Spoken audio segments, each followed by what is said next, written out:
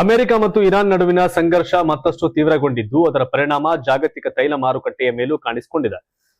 ಪರಸ್ಪರ ಕ್ಷಿಪಣಿ ಹಾಗೂ ವಾಯು ದಾಳಿಗಳ ಬೆನ್ನಲ್ಲೇ ಕಚ್ಚಾ ತೈಲದ ಬೆಲೆ ಶೇಕಡ 4ಕ್ಕೂ ಹೆಚ್ಚು ಏರಿಕೆಯಾಗಿದೆ. ಅಮೆರಿಕ ಮತ್ತು ಇರಾನ್ ನಡುವಿನ ಉದ್ವಿಗ್ನತೆ ದಿನದಿಂದ ದಿನಕ್ಕೆ ಹೆಚ್ಚುತ್ತಿದ್ದು ಜಾಗತಿಕ ಇಂಧನ ಮಾರುಕಟ್ಟೆಯಲ್ಲಿ ಆತಂಕದ ವಾತಾವರಣ ನಿರ್ಮಾಣವಾಗಿದೆ. ಇರಾನ್, ಕತಾರ್ ಮತ್ತು ಯುನೈಟೆಡ್ ಅರಬ್ ಎಮಿರೇಟ್ಸ್ ವ್ಯಾಪ್ತಿಗೂ ತನ್ನ ದಾಳಿಯನ್ನ ವಿಸ್ತರಿಸಿದ್ದು, ಇದಕ್ಕೆ ಪ್ರತಿಯಾಗಿ ಅಮೆರಿಕ ಇರಾನ್ನ ಮಿಲಿಟರಿ ನೆಲೆಗಳ ಮೇಲೆ ಮತ್ತೊಂದು ಸುತ್ತಿನ ವಾಯುದಾಳಿ ನಡೆಸಿದೆ. ಈ ಬೆಳವಣಿಗೆಯ ನಡುವೆ ವಿಶ್ವದ ಪ್ರಮುಖ ತೈಲ ಸಾಗಣೆ ಮಾರ್ಗವಾದ ಹಾರ್ಮುಜ್ ಜಲಸಂಧಿಯ ಭದ್ರತೆ ಬಗ್ಗೆ ಆತಂಕ ಹೆಚ್ಚಾಗಿದೆ.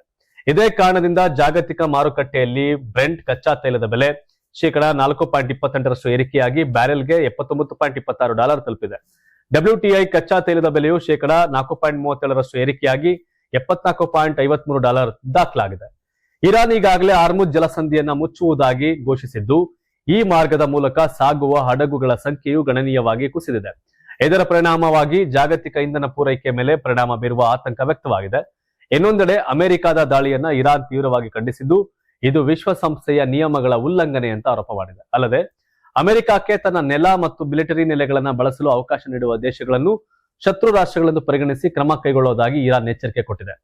ಅಮೆರಿಕ ಇರಾನ್ ಸಂಘರ್ಷದ ಈ ಹೊಸ ಬೆಳವಣಿಗೆ ಜಾಗತಿಕ ಆರ್ಥಿಕತೆ ಮತ್ತು ಇಂಧನ ಮಾರುಕಟ್ಟೆಯ ಮೇಲೆ ಮತ್ತಷ್ಟು ಪರಿಣಾಮ ಬೀರುವ ಸಾಧ್ಯತೆ ದಟ್ಟವಾಗಿದೆ.